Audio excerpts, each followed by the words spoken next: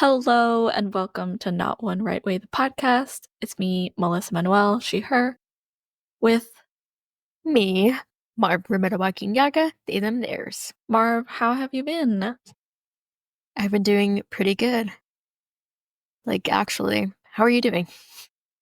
I've been doing okay. I had a small medical procedure done last week, so I got to work from home today, and it's been nice not having to go into the office. Yeah. I hear that. What have you been watching? I started watching the second season of Hellbound. Pretty good. I've heard of that. It's another series that my mom refers to as a K-scary. Back with the K-scaries. Back with the K-scaries. Basically, these otherworldly beings burn people and supposedly send them to hell. Very interesting. Nice. I haven't been watching a K-scary. I've just been watching your classic K-drama. Been watching Mr. Plankton. Yes. Really enjoying it. I haven't watched a K-drama in so long because I haven't had the time, but because of the medical procedure, I've had to lie around a lot, and finally been able to sit and just read, close to reading as I can get the subtitles, and it's great. It's a classic will they, won't they, enemies to lovers ? I like it. It reminded me why I love K-dramas. They're so good. Okay. It's already added to my list, so I'll remember to watch it. I think your mom would like it too, since she's watching them with you. Yeah, good. I'm glad you're doing well. Yeah, you too. But I don't want to waste a lot of time because we have very special guests, someone I'm so excited to have with us today. Someone that I think our listeners may recognize.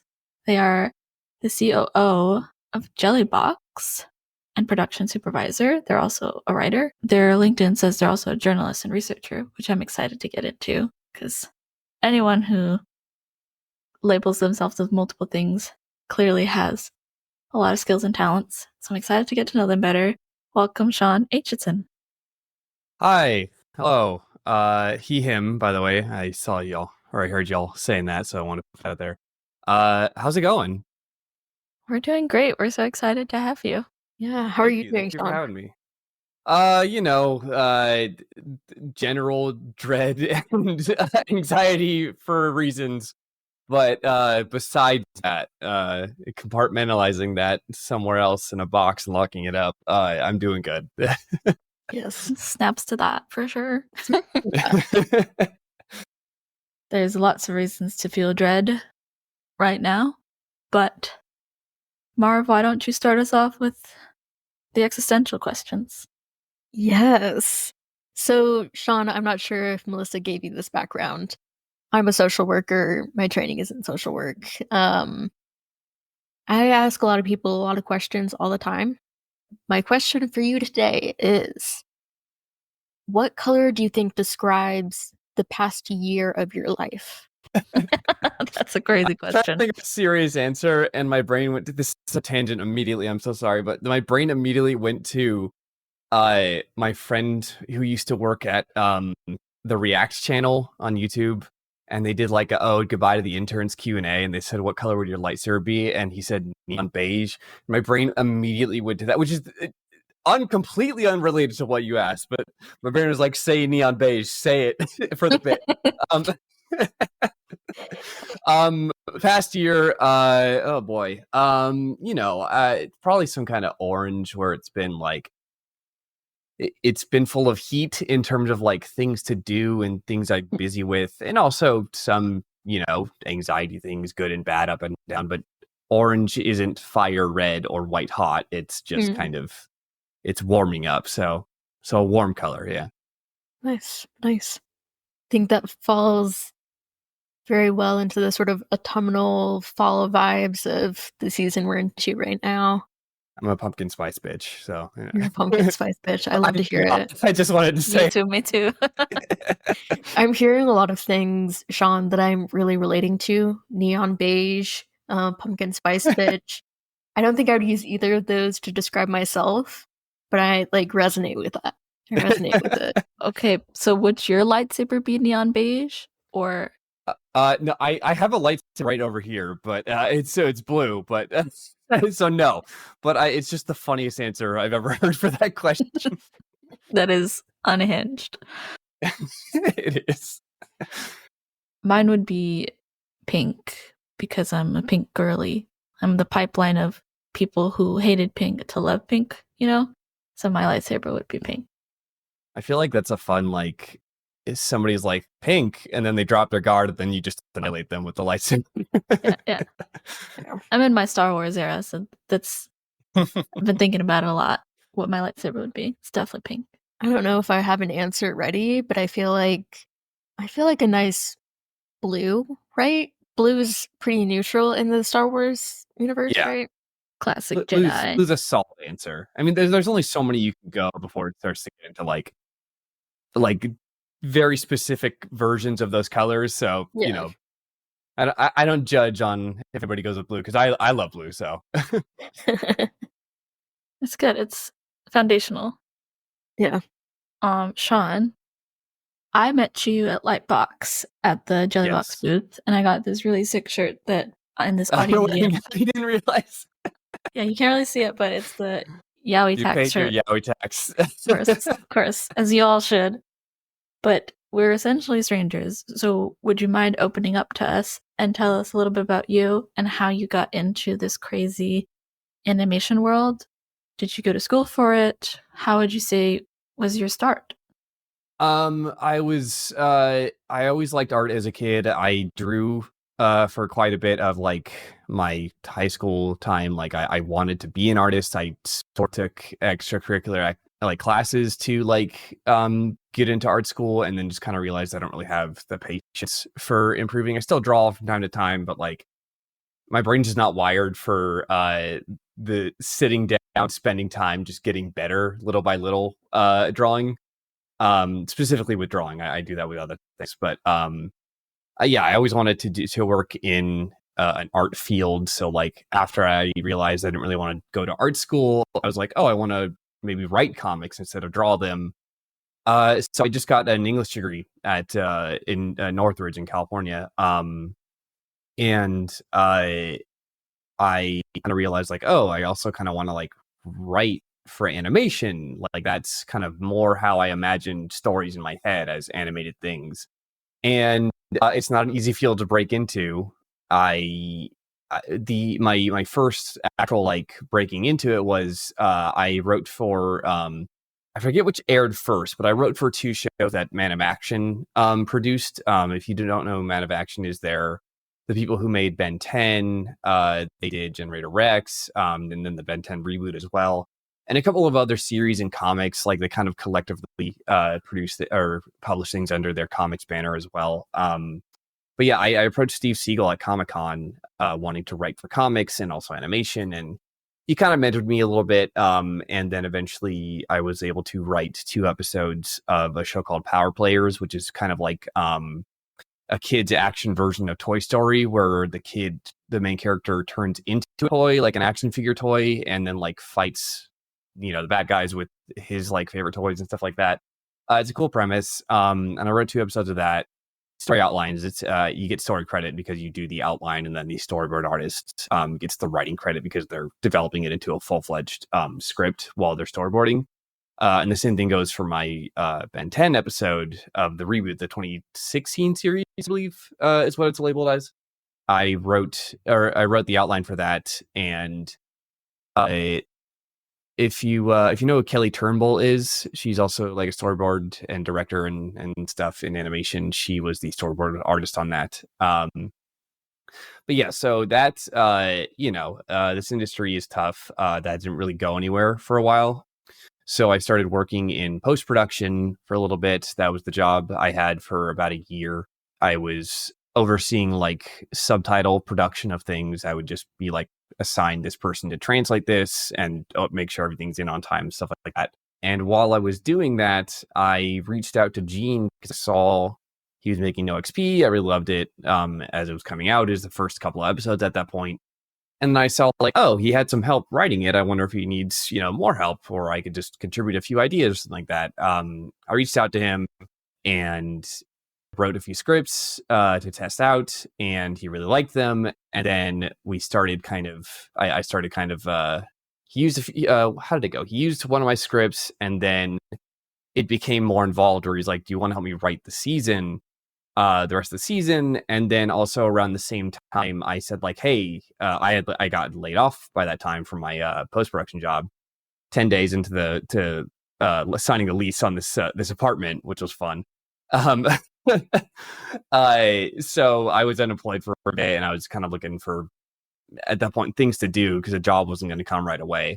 So I started writing the scripts, and then I offered to Gene like, hey, I'm organized, and my job was just recently coordinating production. Do you need help with like getting the series out? And that kind of slowly snowballed into head writing for the series, being production supervisor of the series, and then like becoming the core chief of operations for Jellybox as it became a studio around the production of No XP. And then it just kind of started snowballing from there in a good way. We wrote the Animation Workers Ignited scripts, or I wrote them. Like we were approached by Animation Workers Ignited to make these shorts. They gave us all the information they wanted to use for those, like the topics they wanted to cover and the calls to action they wanted to time out with their release. And I wrote all of them and then produced all of them, made sure they were all out the door. And we've got some other stuff cooking, and that's kind of that's where we're at now. Yes. Thank you for sharing. That's a very nice Yeah. little snippet of what's probably like a much harder Yeah, life to it's live. up and down. And you mentioned you were interested in hearing about me doing like research and journalism. I do kind of like entertainment journalism. Like I wrote for Crunchyroll, and before that Funimation's news blogs, as well as a defunct website called Fanbyte. Or they're not defunct, but they stopped doing anything besides game guides. And even then, they might be defunct. I don't know. It's not a fun state to be in any kind of games journalism or entertainment journalism right now.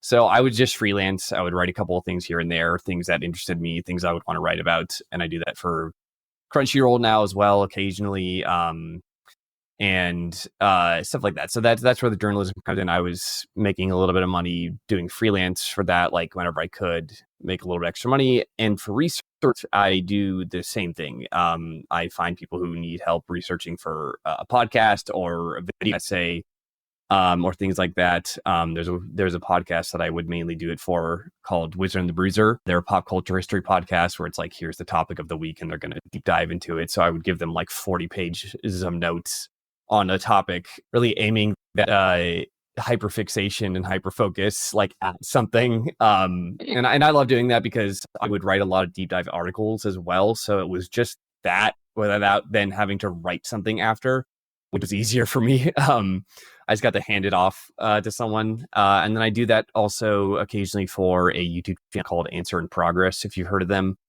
They basically like, it's like that typical kind of video essay fair, where it's here's the question I have at the beginning of the essay, and you're watching me find out across it. But it's for stuff that's kind of everyday stuff, like, oh, hey, like, why are running shoes designed like this, or how do I make them faster? So I'd provide research for that occasionally, and that's stuff I would do to pay the bills in between Jellybox becoming a thing, before it, as it goes on still. Yeah, I wanted to mention that as well. Thank you. I'm always looking for more video essays to watch. Oh yeah, they're great. I specifically reached out to them because I really loved their stuff and wanted to work for them. Nice.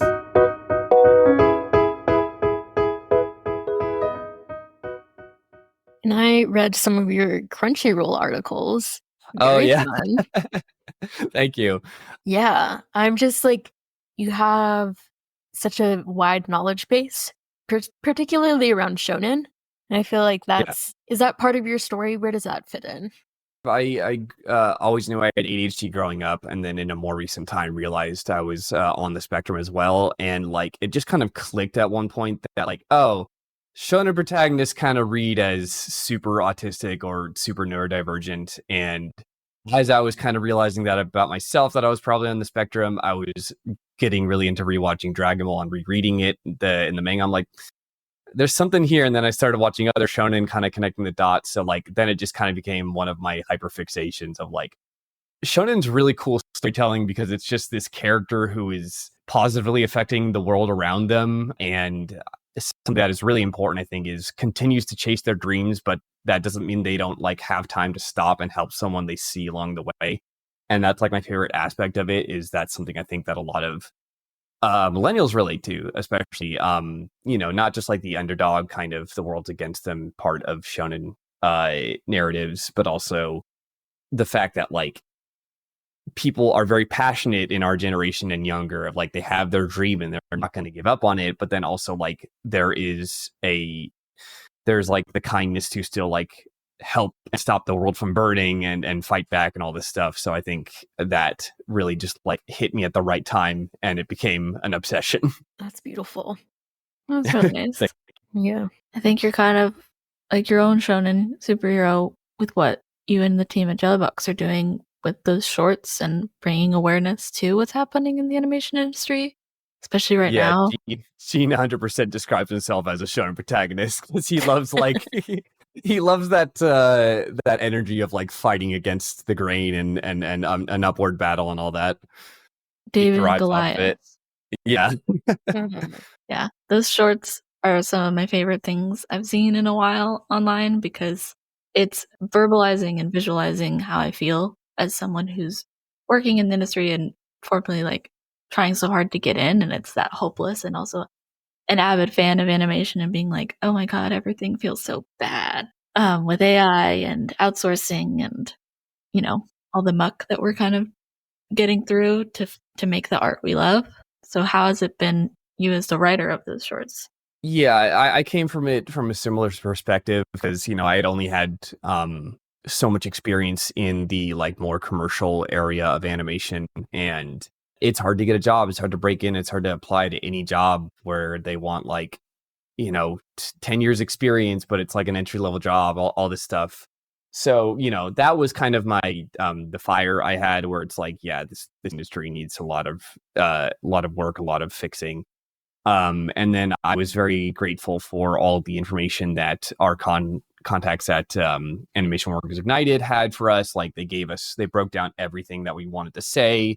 And I would present scripts and they would say like, oh, that wording doesn't quite fit like the thing we're saying. Like, I believe, I forget if we ended up using it or just kind of talked around or like reconfigured it without having to say it. But one example that is coming to mind is we would say something like, oh, these studios are writing off things. And then somebody came in and say, actually, that's not accurate. They're writing them down. Like, or it's like the tax term is write down instead of write off. So it's like stuff like that was super helpful. So I can't take all the credit in writing. Like I obviously like did the scripts but it was like a group effort to come up with some of the ideas for how things were. Like I would present a couple of them. They would choose some, we develop it further, and then make sure everything was accurate to the information. So as much as I am very proud to call myself the writer, it was definitely a lot of help from actual like in the industry, in the thick of it, in the guild workers who had their experiences and struggles to inform me. Definitely. And did you plan on creating the Yaoi boyfriends from the start, or? No. So first off, I want to shout out our director, Casey Williams, who designed the characters to begin with. The whole thing was set to look like UPA shorts, those classic animation shorts, as well as a couple of old Russian shorts that Gene grew up with. He was born in Ukraine. And so first of all, building designs, I think that's a big part of it. Beautiful. This is such a topic. It's like this is like it's so much to start with. So it's like what it begins with is they're simple and appealing characters that like are blank slates meant to communicate information, which you might think, oh, nobody's gonna try and ship them or make fan art of them, what have you, right? But no, that's actually what people love to check their stuff onto. And I hope I don't come across as negative to any of the fans of the Yaoi and stuff. It is from my perspective, just such an up and down roller coaster of emotions. You know, none of them mad or disliking any of the fans of this stuff. It is just like, put yourself in my shoes. It is a ride. So yeah, like part of it is they are just blank slates. That's always a big thing, I think, with a lot of hyperfixating kids. Another part of it was the obvious, like the thread that started it was we put in the character, we put up one of the shorts, Alex Hirsch, who voices the character who so we were figuring out their names. That's what the thread was. And Alex Hirsch, who voices one of the characters, who ended up being called Mr. Man Guy Fella. Yeah. So he was like, hey, do these characters have names? Or are they just pink guy and green guy? And then like we said like, oh, we've just been referring to them as Adam, because Adam Conner voices the other one, and TV Man, because like originally in the scripts I had the idea was he was a guy whose head was a TV, and we were going to use that to kind of communicate things, and it ended up just being too complicated and too like overthinking it. So that changed, but TV Man was just the shorthand for his name. They didn't really have character names. And then Alex Hirsch was like, hey, why not give them funny little names, right? He said Mr. Man, Guy Fella, and Umbert Actually for green and pink, respectively. And then Moss Lawton, who is a storyboard artist and director and comic artist, they said, has anybody drawn Yaoi of them? And replied to that was an artist named Jess, who goes by, I believe, Jess AM on Twitter and Blue Sky, drew the original image, which I'm sure you've seen. And that just opened up the dams, you know, where... So the sequence of events, so far as I've been able to tell with my research brain, is the first wave of it was storyboard artists who were storyboard artists, other animation workers, that is, playing off the trend of like, oh, haha, wouldn't it be funny if these like singular short characters who like don't have anything about them besides they are information conveyors had a Yaoi fandom. And that's the bit. The bit is that like, oh, haha, what if these no-name characters had Yaoi? And then it just caught on with all of these young kids who are hungry for fandoms, God bless them. And it just took over from there, and then it became a fandom. There's a zine. You know, we sold the shirts because of like, we simply have to lean into this at a certain point, you know. And I went through my up and down roller coaster emotions where I'm just like, okay, cool. And then it went like, all right, guys. And then it went back up to, wow, you guys are sure getting a lot of donations for the IA fund. And then back down to be like, there's so much of this. And then back up to be like, you know what? That's great. I have a thing I wrote and made and produced that has Yaoi fan art. So, you know, it just like, what do you say to that besides some form of gratefulness that you can't really convey into words? Yeah. It's beautiful, and they're in love. They are. Yeah. They both love justice, and I love how Love interpreted, like, because you know the when I was writing them, we just wanted that like funny back and forth. You know, the person who is not knowledgeable and the person who is, and then the other person gets mad, and then the other person comes back with a more knowledgeable way to help. So people have taken that to then make it like the relationship dynamic. One's the hothead, and one's the cool, cool-tempered, informative one. So it is very interesting to see like young creatives develop these kind of analytical skills of like, you know, it's when you're a kid, you just kind of like things, you like things, and then as you start to grow up, you realize, oh, this is why I like this, and this part's really good, and this is what I like to see in stories. So it's interesting to see that from an outside perspective. Yeah.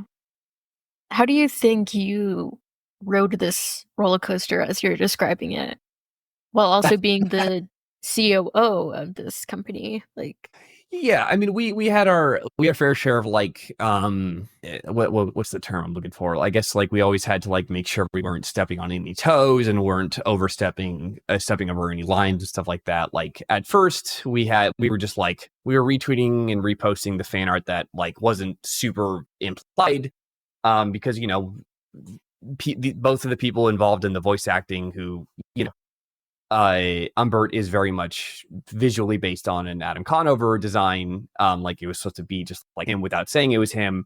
So we had to make sure like that was like not too weird for Adam, and then he started to embrace it, and then also we kind of like we got the out with those names, like by Alex putting those character names out there, like no, that's canonically their names, and we were kind of able to sidestep it being more like parasocial with like an actual person is based off of. So we had our things we were trying to be like, we weren't like trying to say like, oh, don't do fan art and don't be fans and appreciate this, but we were definitely trying to make sure everyone involved was okay and not like weirded out by this. But everyone's an adult, they've all existed on the internet, everything was okay. As long as it's doing no harm. Yeah, exactly. In fact, it did the opposite. It gave a bunch of money, and especially because, like, both during the Yaoi tax thing, which Moss, who started the trend of this, essentially said, like, pay our Yaoi tax. Whoops, I started a trend. Please, like, donate money if you're also drawing stuff. And then also, plus, we sold the shirts at Lightbox and are continuing to sell them for the rest of the month on the Jelly Shop, with money going to the IA fund, and also the stickers that we sold at Lightbox as well, and all that stuff. So it's done great. It's done good things. So it's like that's always what's bringing me back to be like, you know what, go nuts, kids. Everyone should get a shirt. I was not expecting it. I definitely got it to support the fund and the Yaoi boyfriends, but also it's a very soft shirt, and I was pleasantly surprised at how soft it is. That one was designed by our director, who also our general director at Jellybox, but also the director of the shorts and animator on the shorts, Laura Estrella Serrano Morales. She likes to have her full name said. She's our director. She lives in Spain, and she designed that shirt after the dog meme with the backwards peace sign. It's great. Somebody asked me if it was a Hello Kitty shirt at work, and I was like, yes, it is. If that's what you want it to be. My favorite part about that was, oh, go ahead. You're releasing into the world Hello Kitty Yaoi tax? Yeah. Yeah, 100%. Yeah, put that on record. Take it out of context. Hello Kitty Yaoi tax. My favorite part about that is the paid typo was not on purpose. I have never noticed there was a typo on this, so that's not how you spell paid. Yeah, Laura put it out as PAYED, and then we were like, "Oh, that's funny. You spelled it wrong," and she was like, "I did." We're like, it's spelled PAID. And then we're like, no, keep it. It's so much funnier. Truly did not notice. I just thought I accepted it at face value. Goes to show. I'm not an English degree, so I tend to notice these things. Yeah. That's why you get paid the big bucks. Yeah. Thank you for sharing the Yaoi journey with us. I'm sure. Yeah. All the fans once again, out there. I hope nobody feels like. Yeah. Once again, I hope nobody feels offended or like called out or anything. It is delightful to me. At the end of the day, it fills me with joy. It is just like, again, from my perspective, roller coaster. Definitely.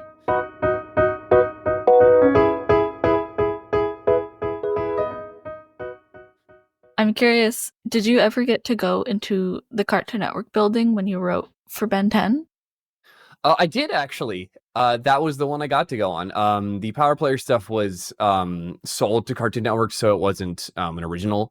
But Ben 10, I got to go up and meet with. I'd already met with and hung out with the Man of Action guys before, but I got to go there and be in a writer's room, which is really cool, in the Cartoon Network building. Yeah, it's really cool. And the weird full circle of that is that I now live like a 10-15 minute walk from the Cartoon Network building.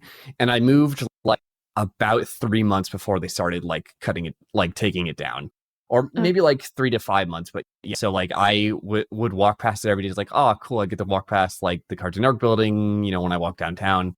And then it just was gone. And it was such a heartbreak. It's so sad. I'd always dreamed of like visiting it or, going inside once, and then it was gone. It just seemed like something that would never go away. It's a staple of Burbank at this point. In fact, like there are restaurants closing because they lost the business of people who worked there, frequenting them. Yeah. Truly devastating. I'll never forgive Mr. Zavlov for this crime. Yeah, and it's funny that you bring it up because we that was another kind of weird trendy thing that happened with the animation workers shorts where we did the one about animation workers specifically, like it was about like, hey, everyone's out of work right now, and the visual metaphor for that and the eye-catching funny joke bit is Cartoon Network building being turned into a Spirit Halloween. And Umbert says Cartoon Network is essentially dead. And like these shorts are meant to inform. Their PSAs are a little bit hyperbole, a little bit propaganda, a little bit exaggerating for the bit to grab your attention. And people thought we were saying Cartoon Network is dead, and we're mad that we were saying that. And it got like people not abusing, people harassing our crew members, which fuck that, don't do that. First of all, it just understand how like a exaggerated thing works. It's hyperbole again. It's to shock you and then make you pay attention because we've got we kind of like threw something in your face like that. And then also the stupid part about that is like 2 weeks later or like 2 months later or something, Cartoon Network was not only the building closed, or I think had been by that time already, but like they officially started taking like Cartoon Network studios off of credits of things. So it's like we weren't, we were exaggerating, but don't yell at us. And I don't think that rage shouldn't have been projected at you all. I think the rage should have been projected at the big company. Yeah. Strange. Yeah. Yeah. Again, just direct your anger somewhere else, please. I feel like they missed the point. r/whoosh. Yeah. For sure. Marv, did you know that Cartoon Network studio had closed? Curious. No. I'm sorry that you had to learn this way. Live on the podcast. I feel like it's something you've mentioned before and things that I've like observed, like all of the shows just disappearing and stuff like that. Yeah, there was a weird statistic that like Cartoon Network had released like either the studio or the network itself only aired like 8 new episodes of a thing over the course of the entire year, which is insane. Wow. Yeah. I remember making a big fuss when Infinity Train was taken off of HBO Max. So true. Who wouldn't shut up about it? I was pretty upset by that too, because my wife had yet to see it and she started watching a little bit of it and then they took it off. I'm like, oh, you gotta be kidding me. Infinity Train was one of those go-to comfort shows when Marve and I were living together during the pandemic. We'd watch it all the time. And Summer Camp Island too, and that one was also taken off. And I just finally watched OK KO Let's Be Heroes, also gone.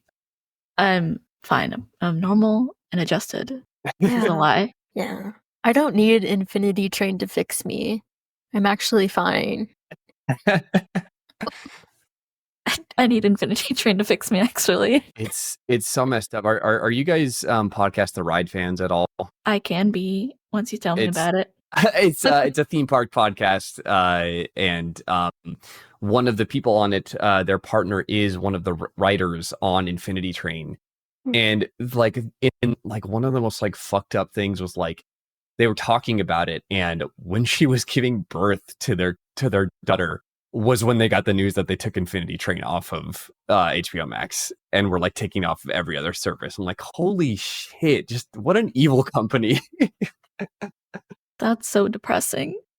Yeah. Oh, no. I don't even know how wow. Like what a complex mix of things to happen at the same time.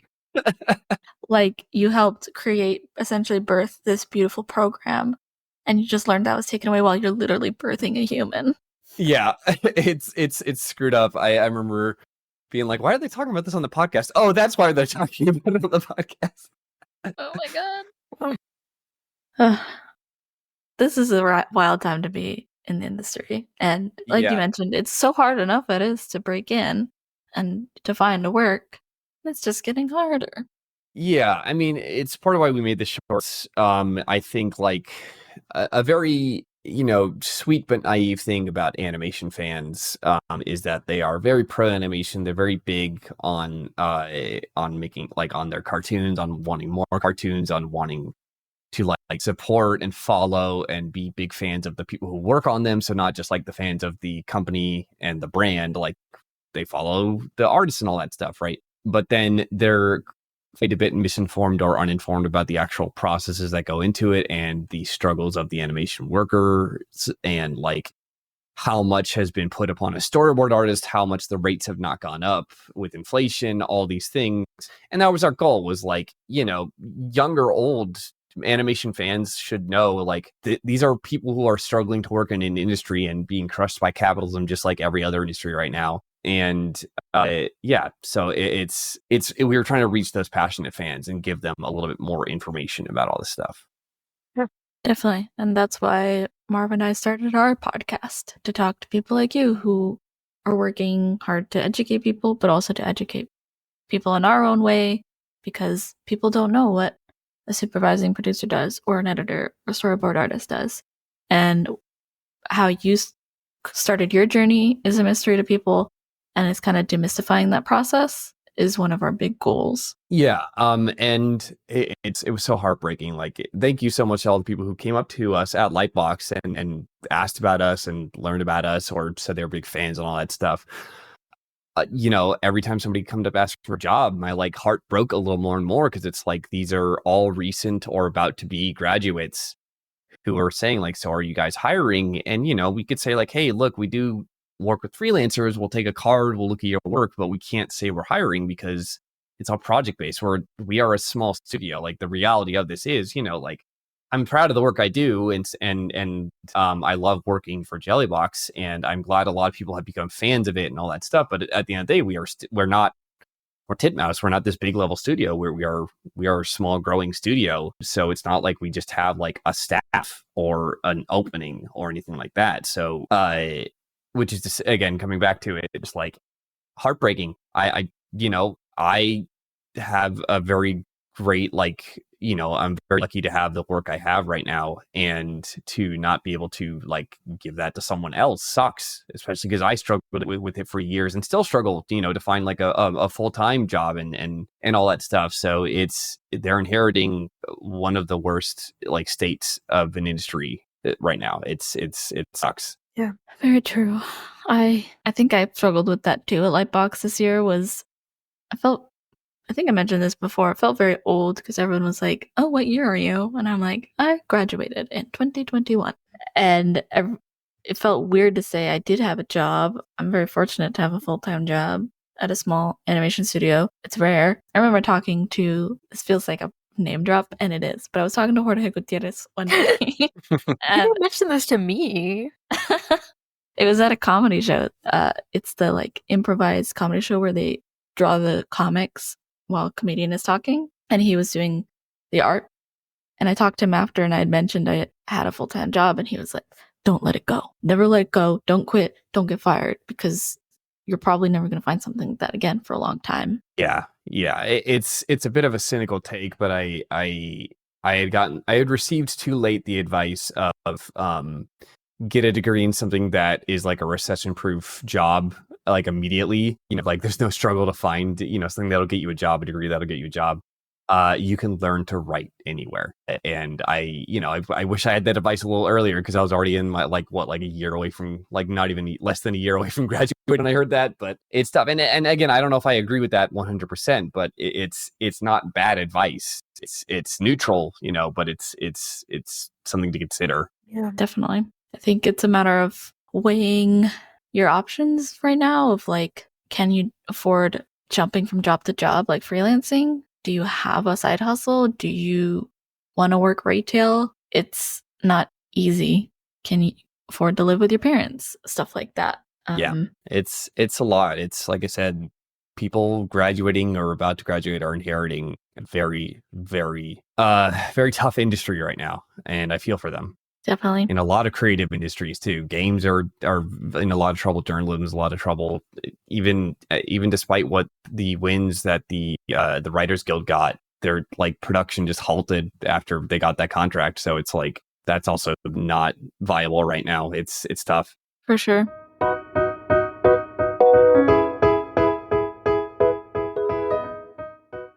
I feel like we've hit a very sad point. I want to turn it around a little bit for Yes, the last please.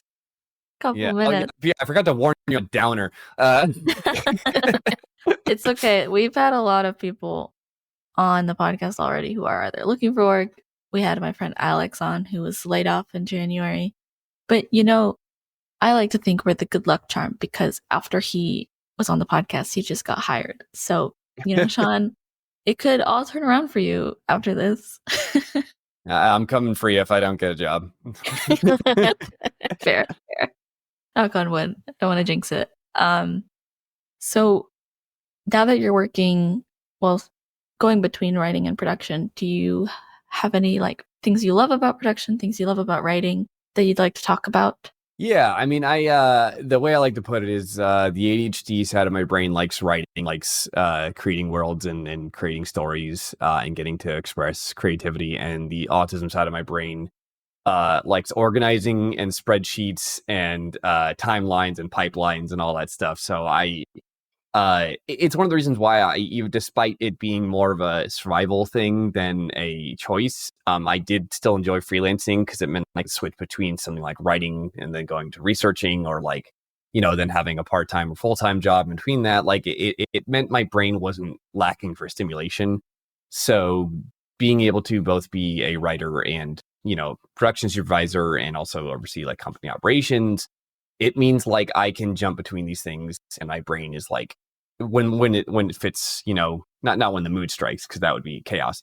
But it feels like all the parts of my brain are being tickled. That sounds gross. Sorry. I hear you. Yeah.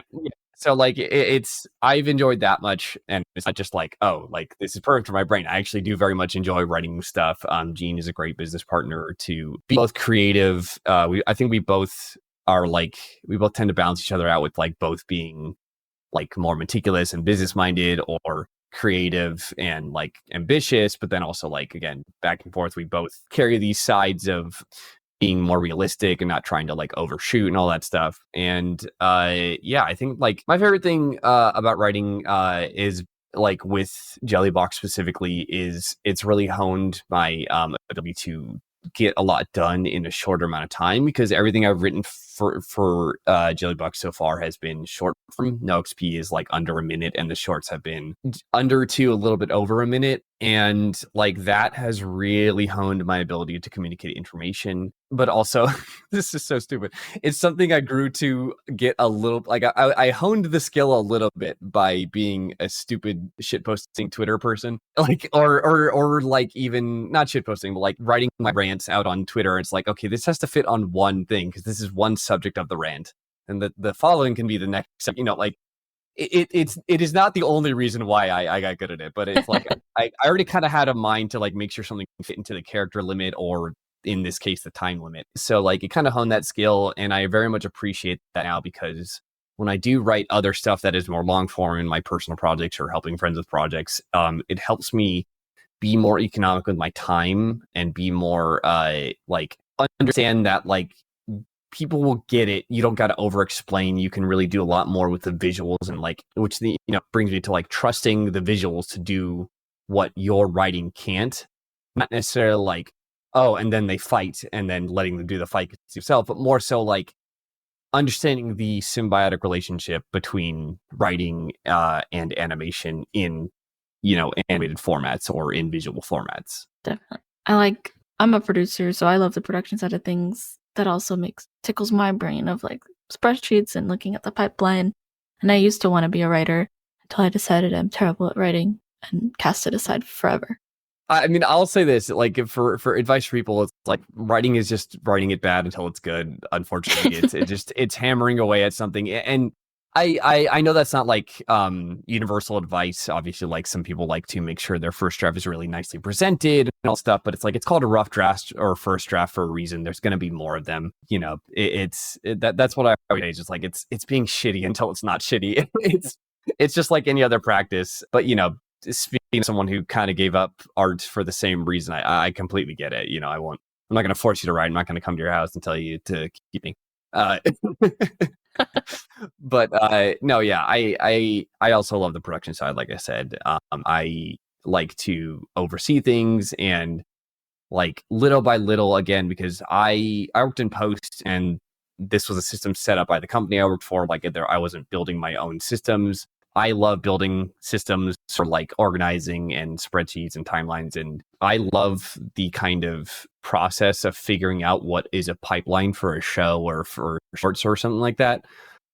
Because the first episode is going to be a little rough and bumpy. By the second episode, you understand everyone's limits and what time span and turnaround for things is the best fit. And then by the third and on, or by the fourth and on, you really have this down. Then it's just like a smooth machine, and that's the best when you barely have to interfere. You just have to check in. Yeah, creating that pipeline when it doesn't exist is so satisfying. Like watching it fall together. Chef's kiss. I love doing that. I've often come into projects, as in twice in my life, because I've had 2 jobs in the industry, and both times coming in and being like, wow, what a mess. And then being able to put it together. Very fun. I know. I love to like it. The one thing, like, I love making a pipeline and making a timeline and making organized spreadsheets and Gantt charts and all stuff. I also love touching other people's messy Gantt charts and spreadsheets and making them nicer. Yes. That like Marie Kondo gif of like, I love mess. Yeah, exactly. Yeah, I relate to that so much. Yeah. Marv, do you have any questions for Sean as an outsider? As an outsider looking in? About the industry, no. I do have a question about your Sonic the Hedgehog podcast. Oh, yeah, sure. Your article about Sonic the Hedgehog as a shōnen protagonist. Oh, yeah. Ask away. I'm just really curious, where did Sonic enter your life story? And sort of how is that like built into this thing for you? It's funny. I'm so terrible at video games. So like, I like Sonic video games and I have a good time with them for the most part, but I am usually just so terrible at them.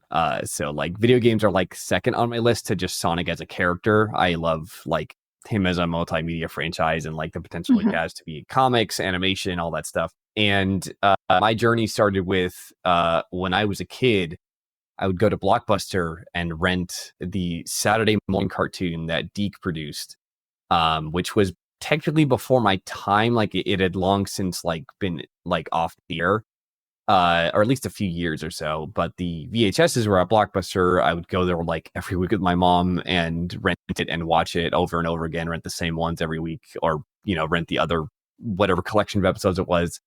And that was my first introduction to Sonic. And then I like also started reading the comics, and then like I didn't know there was games until like a few years, having just I watched the show a bunch and I was like, oh, there's games. And then that was like Sonic Adventure 2 Battle. And then like, from there it's just it's a downward slope of it's a city escape slope of just gotta follow that rainbow. Of just falling in love with all of these with different parts of the Sonic franchise. But like my favorite thing currently is the IDW comics. But Sonic's been a big part of my life. He's tattooed on my arm here. And I also wrote an article for Fanbyte about how like I saw my ADHD in Sonic, because he's a character who typically always like kind of like he's like 10 feet away mentally, or he's like miles away mentally, because he is always just like, he's more about freedom and like constantly moving and experiencing new things and experiencing new like things that like catch his eyes and stuff like that, and the open road and all that. And he still has like a good heart, and like he feels like maybe which again brings me to the shōnen protagonist thing, where it's like he is a character who his like dreams, quote unquote, like, oh, like Naruto wants to be Hokage or wants to be king of the pirates. His dream is mostly just like being free, open road, wanting to just continue to explore the world because he has the ability to. He can move supersonic speeds, he can cross oceans, all that stuff. So like that's what he wants to do, but then he's always stopping anytime the world's under threat or his friends are under threat and stuff like that. So that's what I saw him as a shōnen protagonist. It's just like, just replace the dream with want to be free. And the reason why there's an infinity run on it is because the infinity symbol is typically associated with neurodivergence. So I wanted to include that when I got the tattoo. And this is also designed by Thomas Roethlisberger, who is who's one of the IDW artists, which is really cool that he did that for me. He did it for free. That's awesome. Nice. Sonic Adventure 2 is foundational to my childhood. And Yeah. I remember watching my cousins play for hours because I was bad at playing it, but I loved watching them play. And the great thing about that game, for those that don't know, is you could either be the heroes or the villains. But I liked watching the Shadow storyline because it made me cry. Because like the backstory of Shadow was so sad. And he was like, he had this friend or lover, it was unclear to me as a child, of Maria, and like Maria died, and I was like, this is so devastating. And that stuck with me forever. I think too that that like made me fall in love with like really like bombastic and out there and hyper dramatic storytelling, but with like a weird fantasy world. That's the storytelling I like to tell. It's what I love to see, is a cool world, a fantasy, supernatural, sci-fi, superhero world, what have you. And then like there is like that real like dark kind of Kingdom Hearts-ish, Sonic the Hedgehog-ish storytelling going on in it, because it's like humans and human, type characters are all going to be the same no matter what world they're living in. And so, yeah, definitely also a big influence on me. Yeah.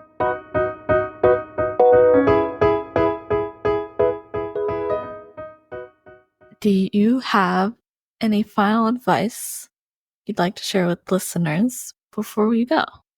It's a tough one because my route is a little unconventional. I did just sort of ask my way into helping build up an animation studio. So I can't think of anything specific in that regards. But I will always say just like two of the biggest things with writing specifically is one, show it to people, accept their advice, grow from it, do not get butthurt about it.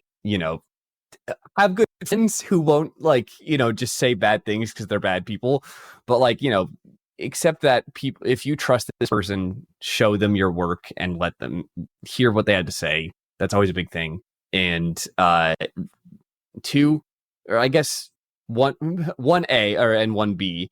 One B is read your work out loud. If it's a script, if it's a novel, whatever, read it out loud. You got to hear what it sounds like out in the real world. That is like number one advice for dialogue, is you have to make sure it sounds like people are saying this, or at the very least fits within the world you've established. And then my other writing advice is, I hated hearing this when I would ask for writing advice from at convention Q&As or just from writers in general, but it's true. Just do it.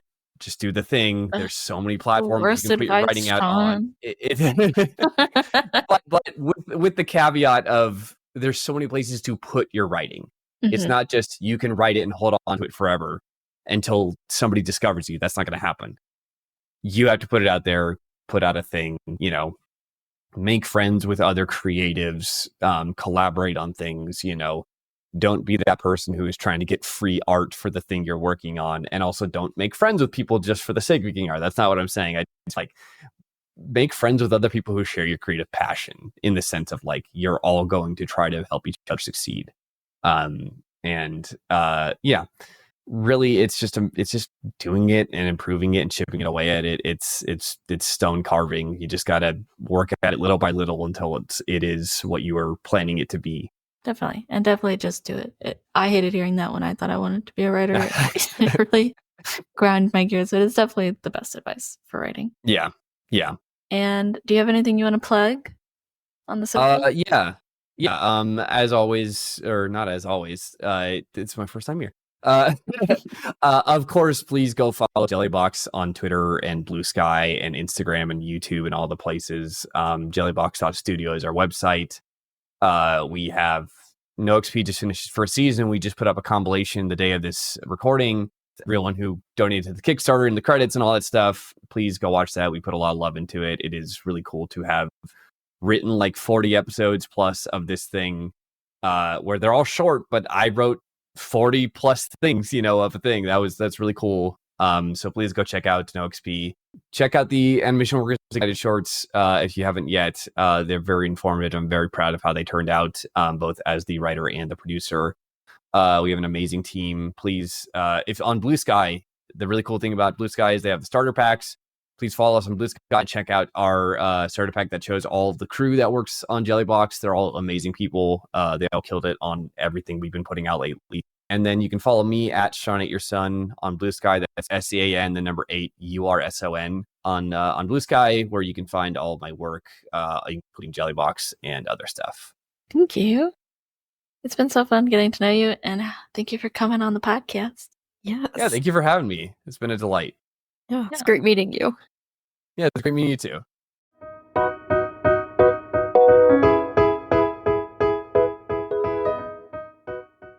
That was our conversation with John. I forgot what I usually say at this point. Whatever your heart desires. Yeah. I actually cannot believe that you had not known what the word shōnen meant coming into this podcast, and it has come up multiple times. It's come up so many times. Thank goodness you're here. Yeah. So many people love it, and I'm uneducated. Yeah. But here's your education. I know, I'm learning so much. Yeah. Sonic is a shōnen protagonist. You didn't know that? I truly did not, but I believe it. With the little context I have now, it makes a lot of sense. He's a little boy anime. He's a little boy anime. In Sonic Adventure 2, the one where Shadow says, disappear. Yes. Oh my gosh. I love that game. My favorite. That's the best soundtrack too. Okay. That's speaking my language. I might listen to it. My favorite is Follow That Rainbow. It's the song that plays in the first level. I don't know how good my cousins were at that game, because when I think about it, that's the song I heard the most, so maybe we didn't get past the first level. I do distinctly remember we got to the final level on the good side, and my cousin Jose, he could not beat it. And we were just, tears were shed. We couldn't do it. It was hard. It was a hard game. But everything was B button, like obnoxiously bad game design. If you had to jump, run, attack, and all those were attached to the B button. I'm sorry, this isn't the space for this. There are multiple buttons on the GameCube controller that those other actions could have been attached to, is all I'm saying. Yeah. Anyway. Well, like, comment, subscribe. Tell your friends to listen. And remember, there's not one right way to start a yaoi boyfriend sensation. There's not one right way to chase your dreams and become a chief operation officer. There's not one right way to write. Just write. There's not one right way to scratch that itch in your brain. And there's not one right way to be a freelance artist. There's not one right way to become the shōnen protagonist of your dreams. So true, bestie. So true. Bye, everyone. Bye.